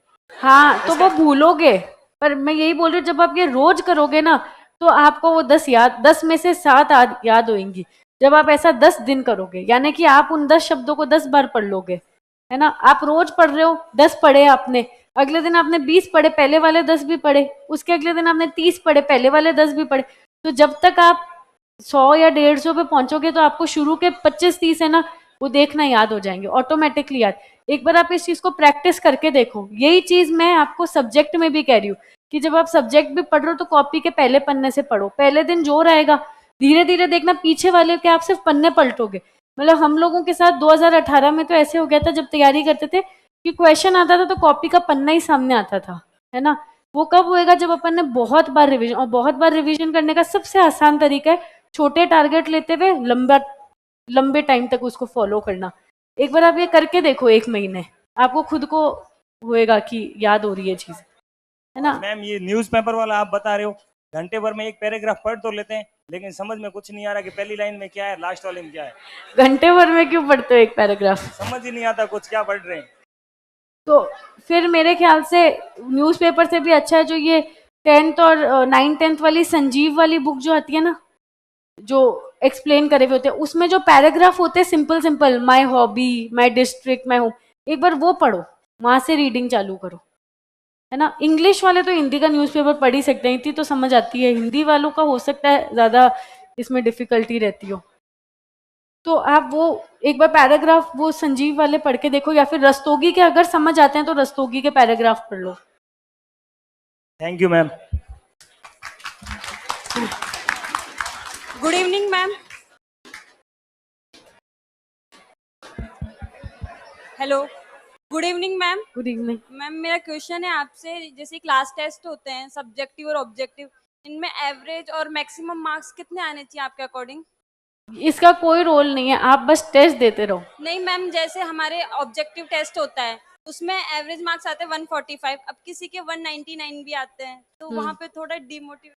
देखो मैं बताऊं आपको, टेस्ट से ना तो कभी मोटिवेट होना चाहिए और ना कभी डीमोटिवेट होना चाहिए, ठीक है। मेरे 2018 में टेस्ट में बहुत अच्छे नंबर आते थे और मेरा सिलेक्शन नहीं हुआ, और 2021 में मेरे नंबर इतने नहीं आते थे फिर भी सिलेक्शन तो हो गया। अल्टीमेटली सिलेक्शन अपन को वहां कराना है, अपनी परफॉर्मेंस बेस्ट होनी चाहिए आरपीएससी में। अपन जब यहाँ टेस्ट देते हैं, मान लो आपके 145 आए, किसी के 199 है, जो आपने क्वेश्चन गलत किए होंगे ना वो आपके दिमाग में ऐसे फीड होंगे कि आपको जब पेपर में वो क्वेश्चन आएगा आप सही करके आओगे, पक्का गलत नहीं करोगे, है ना। तो टेस्ट का हमेशा आउटपुट कैसे लेना है, जैसे मैं आपको बताऊं, आप लोग जो टेस्ट देते हो, है ना, तो टेस्ट को जाके एनालाइज किया करो। आज आपने टेस्ट दिया, घर जाके उसकी की में मैच किया कि इसका ये आंसर था, इसका ये, तो जो आपके गलत हुए हैं ना वो आपको पक्की बात है दिमाग के अंदर ऑटोमेटिकली याद हो जाएंगे। वापस जब वो क्वेश्चन आएगा तब वो गलती नहीं होनी चाहिए, क्योंकि अगर फिर भी वो गलती हो रही है तो फिर अपनी कमी है। लेकिन फिर गलती नहीं हो रही तो अपन तैयारी किसके लिए कर रहे हैं? आरपीएससी के लिए। यहाँ टेस्ट में अपन कैसा भी परफॉर्म करें, अल्टीमेट गोल अपना वो है ना। Thank you ma'am. टेस्ट तो देते रहना बिना डिमोटिवेट हुए, कुछ भी नंबर हो। Good evening ma'am. पूरी मैम 10 मार्क क्वेश्चंस में माइंड मैप के साथ इलेबोरेट कर सकते हैं क्या अपन? क्या कर सकते हैं?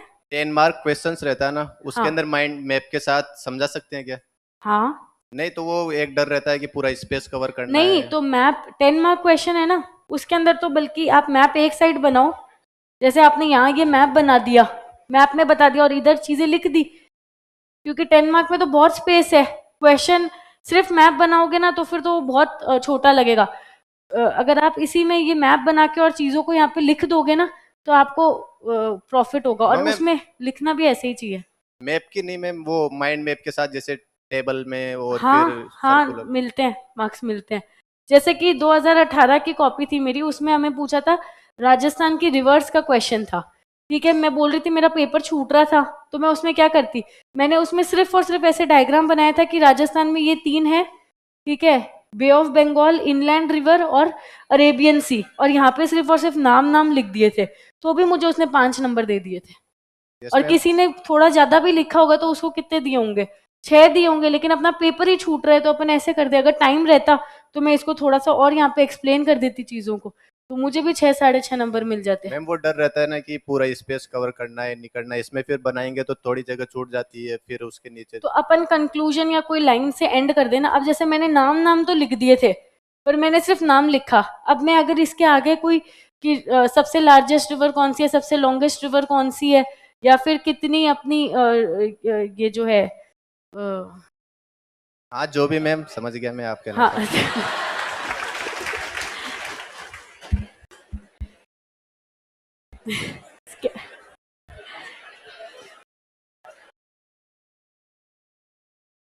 नहीं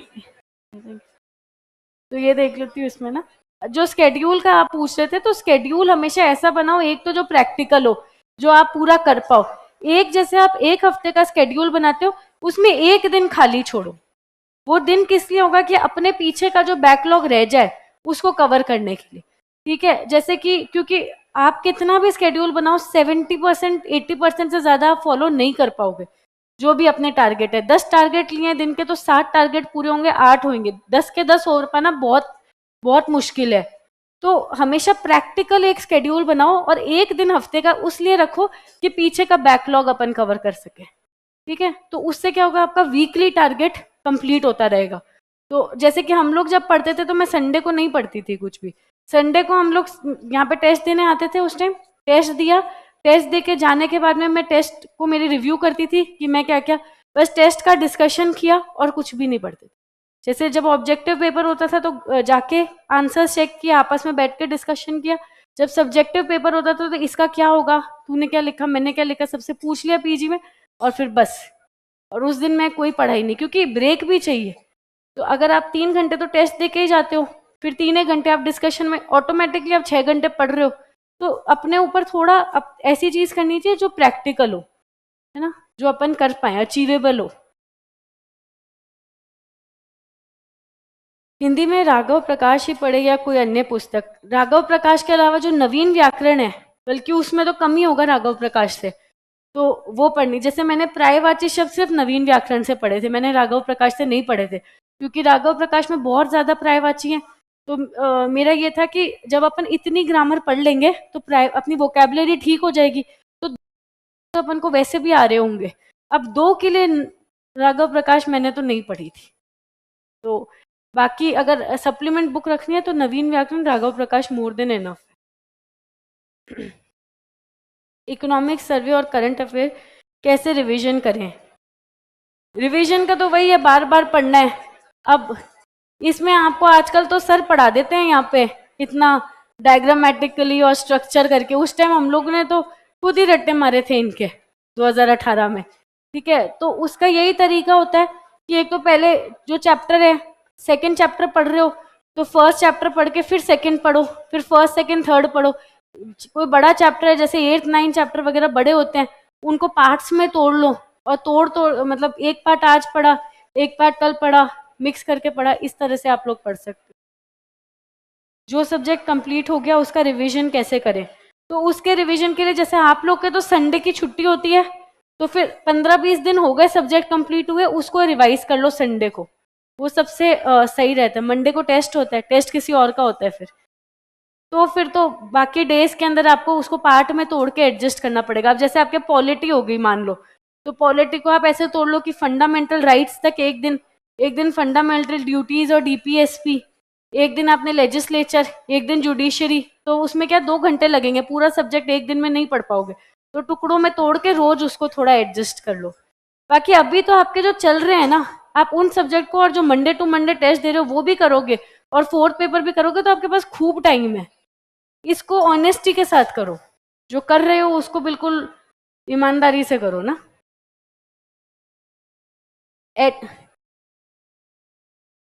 ऑनलाइन क्या है ये, ऑनलाइन स्टूडेंट्स के लिए कुछ बताओ। तो आप तो ऑफलाइन हो, तभी तो आपने यहाँ लिख के दिया है। अच्छा सॉरी मेरे को पता नहीं। तो ऑनलाइन स्टूडेंट्स का भी देखो, स्ट्रैटेजी तो सबके लिए यही होती है ना। अब आप लोग घर पे बैठे हो, तो बल्कि आप तो और सुविधा में हो। ये लोग तो यहाँ पे पीजी में रह रहे हैं, आधा क्या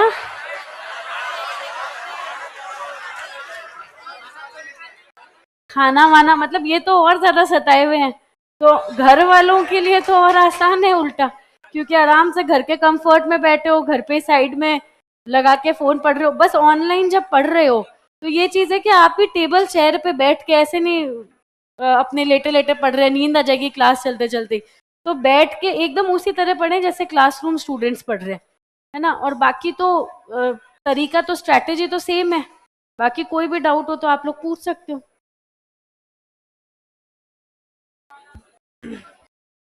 hello ma'am. Hello, good evening. अरे गुड इवनिंग। मैम, जैसे कि आपने बोला है कि रिवीजन कर रहे हैं, कि मतलब संडे टू संडे कर रहे हैं, ठीक है। हमारे यहाँ ना मंडे को मतलब टेस्ट होता है 3 से आपके। 4 सब्जेक्ट हो चुके हैं, जैसे कि इकोनॉमी है, सिलेबस बहुत बड़ा है उसका, 2 से 2 नोटबुक भर चुकी है। तो आप मतलब ज्योग्राफी हो गई है, मतलब लगभग तो काफी सब्जेक्ट हो चुके हैं हमारे, तो उनका रिवीजन कैसे करें फिर? देखो, रिवीजन करने का एक तो, जब आपने क्लास के साथ अच्छे से पढ़ा होगा ना, तो आपका रिवीजन बहुत फास्ट होगा, ठीक है। अब जैसे मेरे को राजस्थान हिस्ट्री पढ़नी होती है, मैं 2 घंटे में पढ़ सकती हूँ। जो राजस्थान ज्योग्राफी में 2 से 2.5 घंटे में पढ़ लेती हूँ। क्यों? क्योंकि मैंने जब क्लास चली थी तब उसको इतने अच्छे से पढ़ा था कि फर्स्ट पेज से कॉपी को पढ़ा था, तो मेरे 50 बार रिवीजन तभी हो गए थे, है ना। तो एक तो अपनी स्पीड ऑटोमेटिकली फास्ट होती है जब अपन क्लास के साथ पढ़ते हैं। दूसरा, बड़ा सब्जेक्ट है ना, उसको तोड़ के पढ़ो, पूरा इकट्ठा मत पढ़ो। अब जैसे इकोनॉमी है, तो आपने सिलेबस देखा, सिलेबस की जो फर्स्ट यूनिट है ना, आप इस बार सिर्फ संडे को इतना ही पढ़ लो, 2 घंटे इकोनॉमी को, ठीक है। फिर मंडे को पढ़ रहे हो तो मंडे को उसके आगे वाला मतलब 2 यूनिट जितना, यानी कि सब्जेक्ट को, हाँ, यूनिट वाइज पढ़नी है सारी यूनिट वाइज पढ़ो। मतलब उससे क्या होगा कि आपका रिवीजन करना, क्योंकि इकट्ठा इतना बड़ा सब्जेक्ट मतलब पूरा दिन जाता है, तो पूरा दिन आपको नहीं मिल रहा, तो इससे अच्छा है कि अपन उसको ब्रेक तोड़ के और फिर complete. Hello ma'am. Thank you. Good evening ma'am. Hello ma'am, जैसे हम आंसर राइटिंग करते हैं, मैम जैसे हम आंसर राइटिंग करते हैं, तो मतलब वो बाहर जो सर बैठे होते हैं उनके पास चेक करवाते हैं, तो उसमें मतलब स्पेस उतना होता है उतना भर देते हैं, उसके बाद भी वो 2-4 पॉइंट एक्स्ट्रा बताते हैं कि इनमें ये भी लिखो, तो मतलब स्पेस का कैसे? वो कैसे लिखें? हाँ। मतलब स्पेस पूरा हो जाता है, उसके बाद भी 1-2 पॉइंट रह जाते हैं, हाँ, वही। तो यही तो देखो कला है कि एक तो सबसे बड़ी चीज क्या, कोई क्वेश्चन है तो उस क्वेश्चन के जो मेजर पॉइंट्स होते हैं ना, मेन जो हाईलाइट है, उनको अपन को सबसे पहले लिखना चाहिए। कहीं अपन ऊपर तो लिख दे एक्स्ट्रा एक्स्ट्रा चीजें और मेन चीजें अपनी नीचे रह जाए, तो किसी क्वेश्चन की जो डिमांड है, सबसे पहले तो उसके जो मेन पॉइंट्स हैं वो लिखने हैं, ठीक है। फिर अगर आपको ऐसे लग रहा है तो आप कॉमा से सेपरेट करके, जैसे एक ही चीज के 3 पॉइंट बन गए, आपने उन तीनों को एक ही लाइन में कॉमा से सेपरेट करके लिख दिया, तो इस तरह से भी आप कर सकते हो। डायग्रामेटिकल रिप्रेजेंटेशन कर सकते हो। कोई ऐसी चीज है तो अपन ने यहाँ पे वो बनाया, ऐसे अपन ने तीर निकाल दिए, ये तो आपके पास बैठ चल रहा है, दिग्विजय सर बताते ही होंगे रोज, तो इस तरह से तीर बना के और अपन ने पॉइंट्स लिख दिए, है ना, साइड में keywords. Hello hello, good evening ma'am. Good evening.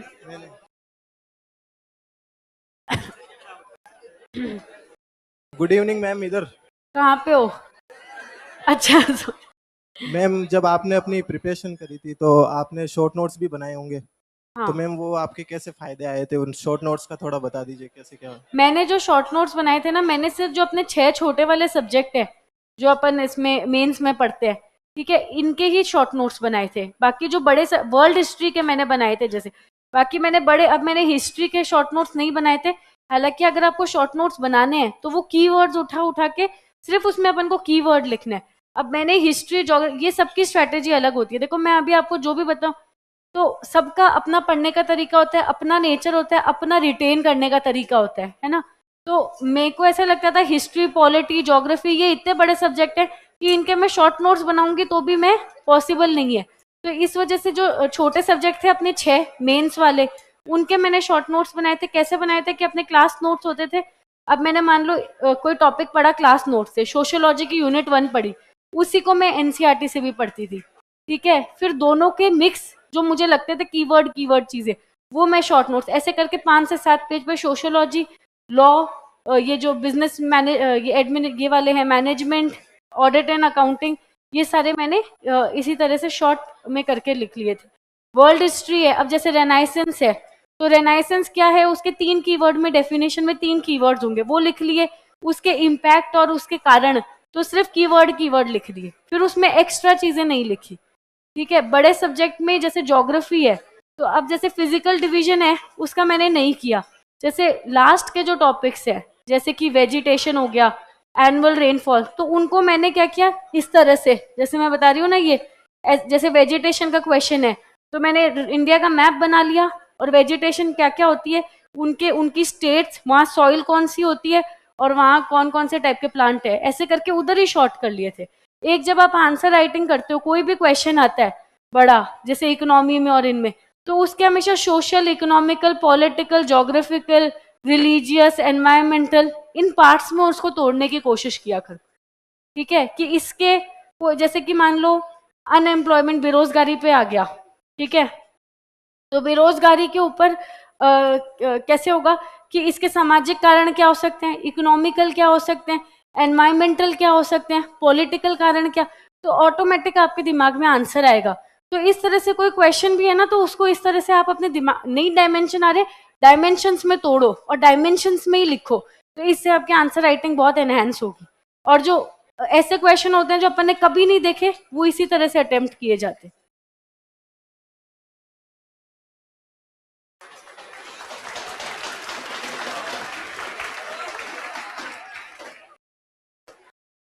Ma'am हमारे बीएससी मैथ्स है तो कोचिंग और कॉलेज साथ में कवर कैसे करें?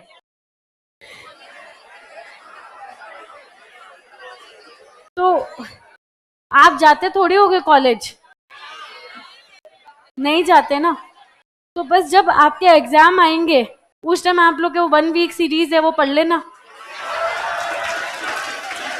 और तो क्या, अभी तो जब आपने ज्वाइन ही कर लिया बैच, जब आपने डिसीजन ले लिया कि आपको अभी अपना बैच कंप्लीट करना है, तो इसके ऊपर ध्यान रखो पूरा। ठीक है, पूरा आपका कंसंट्रेशन आरएएस पे होना चाहिए कि हमें इसको क्लियर करना है। जब अपन ने डिसीजन ही ले लिया, फीस जमा करा दी, 1-1.5 साल हम यहाँ आ रहे हैं, क्योंकि वापस ये तैयारी नहीं हो पाएगी। एक ही बार तैयारी, एक ही बार होती है, उसके बाद आप सेल्फ चीजों को इम्प्रूव कर सकते हो, पर तैयारी करने का सबसे आइडियल टाइम है। तो या तो कॉलेज के साथ अपन ज्वाइन नहीं करें, कॉलेज के साथ कर लिया तो अपना फोकस यही होना चाहिए। फिर कॉलेज वाले को इतना पढ़ना है कि अपन पास हो जाए, ठीक है, बस इतना ही पढ़ना है फिर, और वो 1 वीक सीरीज और जो भी होती है उनके थ्रू हो जाएगा, है ना। नहीं होता 1 वीक सीरीज, क्या समझ नहीं आ रहा मुझे क्या? अच्छा, बीएससी में नहीं होता। अब वो तो देखो, अब मेरे ख्याल से तो फोकस इधर रखना चाहिए जब अपन ने ज्वाइन कर लिया बैच। अच्छा,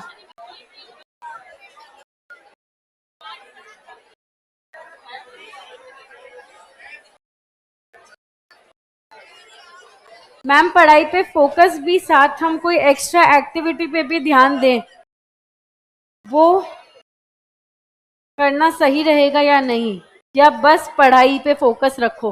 तो एक्टिविटी करो आप, कोई भी, अगर आप स्पोर्ट्स वगैरह खेलते हो तो खेलना ही चाहिए, क्योंकि आपका स्ट्रेस भी रिलीज होता है उससे, और प्लस आपकी इंटरव्यू के लिए हॉबी भी तैयार होती है।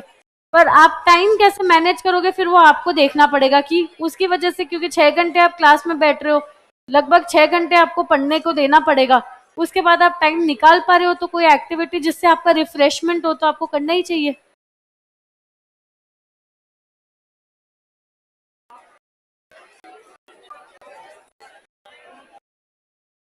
रिवीजन कैसे करें मैम? जो विषय चल रही है वो तो उधर पढ़ रहे हैं, ये तो बता दिया अपन ने। अब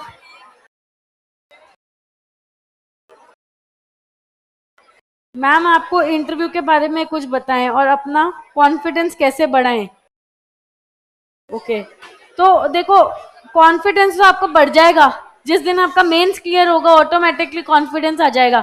ठीक है, मैं भी जब फाउंडेशन में बैठती थी तो मेरे को लगता था इतने सारे बच्चों के सामने कैसे बोलूंगी लोगों के सामने, पर अब आ गया अपने आप कॉन्फिडेंस। तो कॉन्फिडेंस तो क्या, ये स्टेजेस ऑफ लाइफ है, जैसे जैसे आप आगे बढ़ोगे वैसे वैसे कॉन्फिडेंस भी आ जाएगा। तो जब आपका मेंस क्लियर होगा ऑटोमेटिकली कॉन्फिडेंस आ जाएगा, वरना मॉक इंटरव्यूज बहुत होते हैं, उनसे कॉन्फिडेंस हो जाता है। इंटरव्यू का ये है कि आपका जो इंटरव्यू होता है वो आपके डिटेल्ड एप्लीकेशन फॉर्म जो होता है उसके इर्द गिर्द रहता है। अब डेफ क्या होता है, उसके अंदर आपकी होम डिस्ट्रिक्ट, जहाँ पे आपकी स्कूलिंग कॉलेज रही, आपके ग्रेजुएशन में क्या सब्जेक्ट रहे। जो इंजीनियरिंग वाले वो सुन लेना, इंजीनियरिंग पूछते हैं, ठीक है ना, है ही नहीं क्या इंजीनियरिंग के आजकल, ऐसे कैसे हो गया? हाँ, आर्ट्स वाले ही हैं क्या सारे? अच्छा, नहीं है क्या? साइंस वाले भी है ना, ऐसे कैसे आर्ट्स वाले? देखो हंगामा कर दिया इनने। बीटेक वाले हर जगह होते हैं, अभी हाथ ऊपर नहीं कर रहे वो, बाकी होंगे इधर भी बीटेक के, है ना? नहीं है क्या कोई भी? अच्छा है, वो देखो पीछे है ना बीटेक के, कई हैं बीटेक वाले। तो जो आपका सब्जेक्ट चल रहा, मतलब जो आपका ग्रेजुएशन रहा है उसके इर्द गिर्द रहता है। फिर उस वक्त आप क्या कर रहे हो? जैसे मैं यंग इंटर्न्स प्रोग्राम कर रही थी पंचायती राज में, जो कि एक रिसर्च फेलोशिप है, तो उससे रिलेटेड क्वेश्चंस मुझे पूछे थे। तो लगभग आपके डेफ और करंट अफेयर्स, उस टाइम जो घटनाएं हो रही है उसके इर्द गिर्द। तो इंटरव्यू की तैयारी तो आपके आराम से हो जाएगी। मेन तो अपन को मेंस क्लियर करना है, कहानी वही है, ठीक है? Bye bye.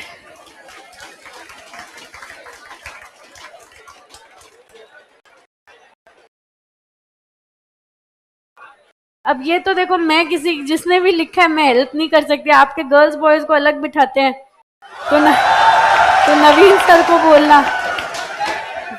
अब ये तो आप लोग ही बोलो नवीन सर को। हाँ,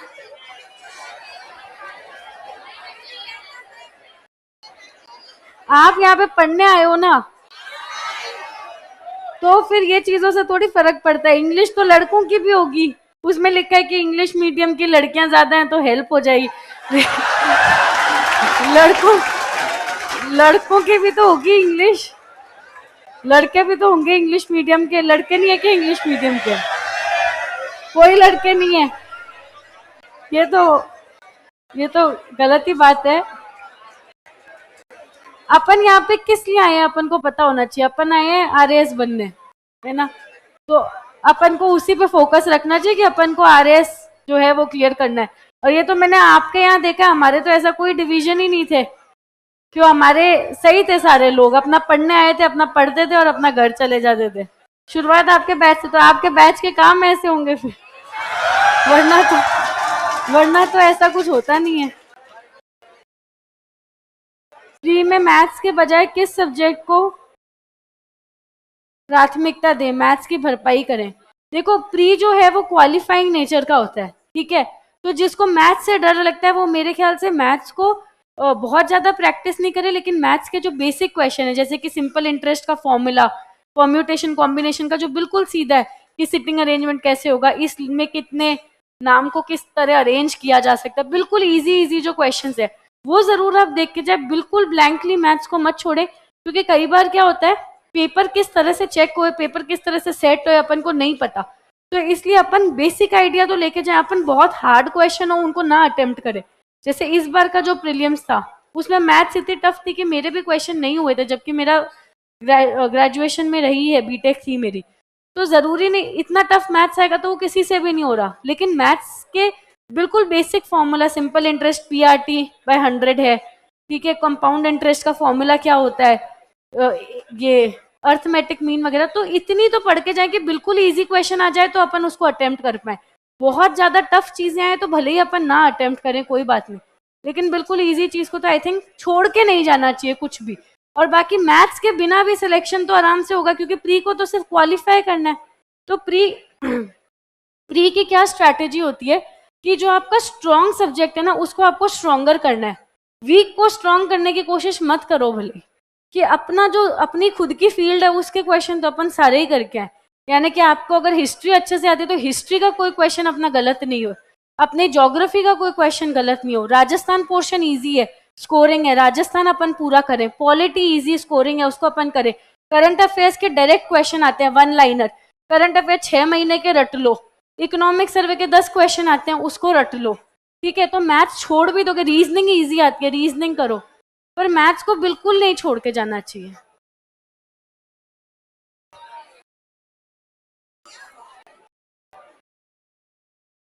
मैम बैच स्टार्ट हुआ था तब से नहीं पढ़ाई की, अब स्टार्ट कैसे करें? पुराना पढ़ें या कंटिन्यू चल रहा है वो? चलो आप आज से ही पढ़ाई चालू कर दो, वो भी बड़ी बात है। 6 महीने हुए हैं, अभी तो लगभग साल भर बैच और चलेगा, है ना? तो कोई नहीं, 4-5 सब्जेक्ट आपके हो गए, उनकी भरपाई बाद में करना। अब जो पढ़ रहे हो एटलीस्ट, जो अभी आपके चल रहे हैं 3 सब्जेक्ट, उन 3 सब्जेक्ट को आज से एकदम शिद्दत के साथ और पूरा पढ़ो। तो ये जो 5-6 सब्जेक्ट बचे हैं, ये बैच ओवर होने के बाद में अपने वापस पढ़ लेना, और तो क्या कर सकते हो। मैं, आप कहाँ से हो? मेरा गांव नागौर में, रहती मैं बीकानेर, ससुराल भी नागौर है, सोफिया से ही पड़ गए। हाँ, गांव तो नागौर ही है मेरा।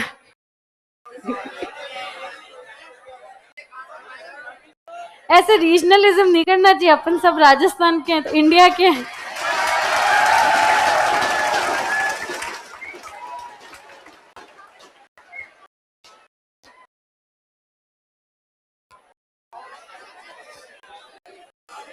मैम रोज पढ़ता हूँ और आधे से ज्यादा भूल जाता हूँ, क्या आपके साथ भी ऐसा होता था? ऐसा सबके साथ होता है। आप रोज पढ़ रहे हो लेकिन आप वही पढ़ते हो जो आज क्लास में पढ़ाया है। जब आप आज क्लास में पढ़ा हुआ 10 दिन पढ़ोगे तो आप नहीं भूलोगे, ठीक है? क्योंकि आपका जब कोर्स होएगा ना, तो इतनी कंटेंट हो जाएगी, इतना कंटेंट हो जाएगा कि समझ भी नहीं आएगा चीजों को फिल्टर कैसे करें।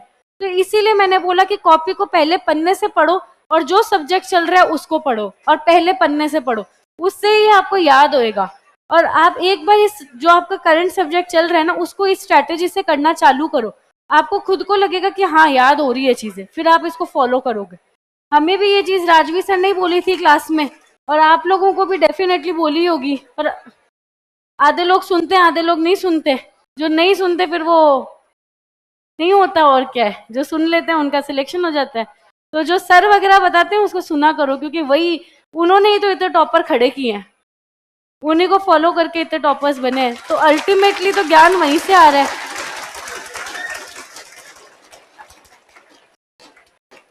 अच्छा, जबकि कुछ लोगों को एक बार पढ़ते ही याद हो जाता है। प्लीज इसका सोल्यूशन, अब उनकी मेमोरी पावर अच्छी है या उनकी प्रेजेंस ऑफ माइंड अच्छी है, पर जैसे ही अपनी अपन को उसी से डील करना पड़ेगा। अब जैसे मैं आप लोग को बताऊं कि हम लोग का जो ग्रुप था जिसमें हम पढ़ते थे, तो मेरी फ्रेंड है, उसकी 32 रैंक है, ठीक है? उसको याद इतना फास्ट होता है, वो 2 घंटे में जितना पढ़ती है, मेरे को 8 घंटे लगते हैं उसको पढ़ने में। उसको एक बार पढ़ी हुई चीज याद रहती है, मेरे को 10 बार पढ़ने के बाद याद होती है। लेकिन मेहनत, जिसको कम याद होता है या धीरे याद होता है, उसको थोड़ी मेहनत ज्यादा करनी पड़ेगी, हार्डवर्क ज्यादा करना पड़ेगा। हार्डवर्क करेंगे तो जरूर होगा। अब जैसे उसका नाम है कौशल्य है, 32nd रैंक है उसकी। तो हम कोई सब्जेक्ट चालू करते थे, सुबह मान लो सोचा कि सोशियोलॉजी पढ़ते हैं, चलो 2 घंटे में वो तो निपटा देती थी, और मेरे रात तक वो सोशियोलॉजी चलती थी। तो उससे मैं डिमोटिवेट कैसे हूँ? अब भाई दोनों का अलग अलग पढ़ने का तरीका है। एक मेरे पीजी में ही थी जिसकी 26th रैंक है, तान्या, वो सुबह उठ जाती थी 4 बजे पढ़ने, और मैं रात को लेट तक पढ़ती थी, और वो तो बोल बोल के और पढ़ती थी, तो मेरे रूम तक आवाज आती थी सर्दियों में, तो मैं ऐसे ही उठ जाती थी कि वो पढ़ रही है। तो सबका अपना अपना स्ट्रैटेजी होता है, कोई 10 घंटे पढ़ता है, कोई 4 घंटे पढ़ता है, पर अपनी जो खुद की है वो अपन को पता है। अपना आउटपुट निकलना चाहिए, आप जो अपना टाइम टेबल बनाओ वो होना चाहिए, आपका कोर्स होना चाहिए, आपको याद होना चाहिए।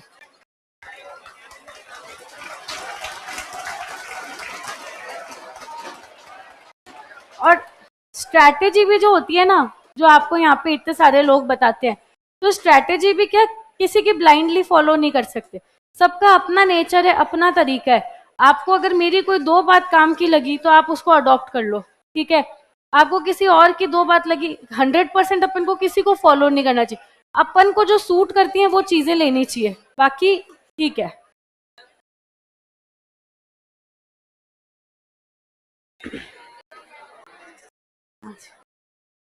जल्दी याद करने और ज्यादा टाइम तक याद रखने का कोई तरीका, यही है तरीका। जल्दी याद करने का तो कोई तरीका नहीं है, ठीक है?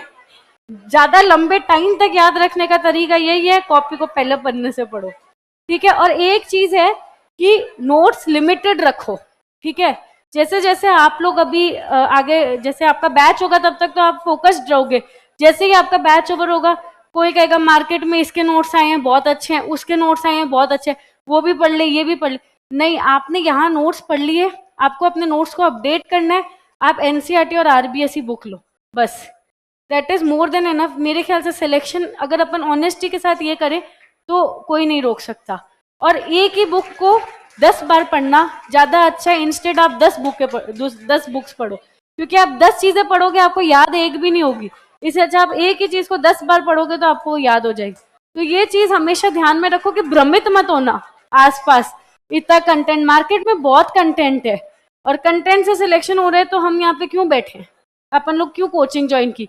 तो अपन ने जब अपना ट्रस्ट रखा है कोचिंग में, तो अपन को ट्रस्ट करते हुए नोट्स को फॉलो करना चाहिए। आपको अपडेट करनी है, एनसीईआरटी और आरबीएसई की बुक से अपडेट करो और चीजों को और याद करो।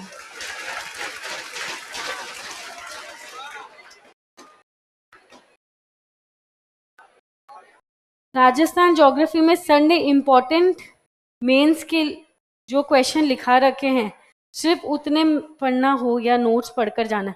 नहीं, नोट्स तो आपको पढ़ के ही जाना चाहिए। जो सर ने इम्पोर्टेंट बताए हैं उनको थोड़ा ध्यान से पढ़ो। बाकी तो मुझे तो यही लगता है कि अपन को कोर्स तो पूरा ही करके जाना चाहिए, और आपके पास तो टाइम भी पूरा है। वो तो उनके लिए बताए होंगे जो अब मेंस दे रहे हैं और जिनका कोर्स पूरा नहीं हुआ। अच्छा, वो इम्पोर्टेंट लिखा, उनको ध्यान से पढ़ना है, बाकी पढ़ने नोट्स पूरे हैं। ऐसा तो सर भी कहते हैं स्टार बना लो, पर वो चीज ज्यादा इंपॉर्टेंट है, जरूरी थोड़ी है वो आएगी या उसके बाहर कुछ नहीं आएगा। मेंस में अपन को कोर्स पूरा ही करके जाना है ना, क्योंकि किस चीज से पूछ लें अपन को नहीं पता। घर की याद आती है, कंसिस्टेंसी नहीं बन पाती। और गेम भी खेल सकते हैं क्या, पबजी? नहीं, ये तो आपको नहीं खेलना चाहिए। अब ये 2 साल के लिए ये सोशल मीडिया तो छोड़ ही देना चाहिए, मुझे लगता है ना। क्योंकि मैं भी जब 2018 में प्रिपरेशन करती थी तो मेरे पास फोन वो वाला था, कीपैड जो फोन आता है अपना, वो वाला फोन था। क्योंकि एक बार को तुरंत अपन सोशल मीडिया से नहीं हट सकते, तो उसके लिए सबसे अच्छा नॉर्मल फोन रखती थी। वो इसलिए था कि आंसर की वगैरह आए तो उसको डाउनलोड कर लें, और कभी कोई चीज सर्च करनी हो तो उसके लिए। बाकी अपने ऊपर इतना कंट्रोल तो अपन को रखना ही पड़ेगा कि ये पबजी वगैरह ये सब तो एक बार हटाने ही पड़ेंगे। इतना टाइम तो क्यों वेस्ट करें। हो गया टाइम? और कोई किसी का क्वेश्चन है तो आप ऐसे पूछ लो, पूछो, बताओ क्या क्वेश्चन है। हाँ तो बोल दो, बोल दो, बोल दो, बोलो। हाँ तो किससे कैसे बचे? मोह माया से। हाँ, देखो आपका गोल कितना पहले से आप लोग डिसाइड करो ये चीज। मतलब जिसका भी है, इसका एक ही सोल्यूशन है, आपका गोल कितना श्योर है। आप यहाँ आए हो, देखो आपको पता है घर से दूर आए हो, पेरेंट्स वहां पे आप लोग को कैसे भेजा है, आप लोग भी यहाँ सफरिंग में जी रहे हो, जो भी है पीजी के अंदर और सब कुछ है। तो अपना गोल क्लियर होना चाहिए कि मुझको आरएएस बनना है। वो इतना स्ट्रांग होना चाहिए कि ये मोह माया सब भूल जाओ 2-4 साल, कोई फर्क नहीं पड़ता। Okay, thank you.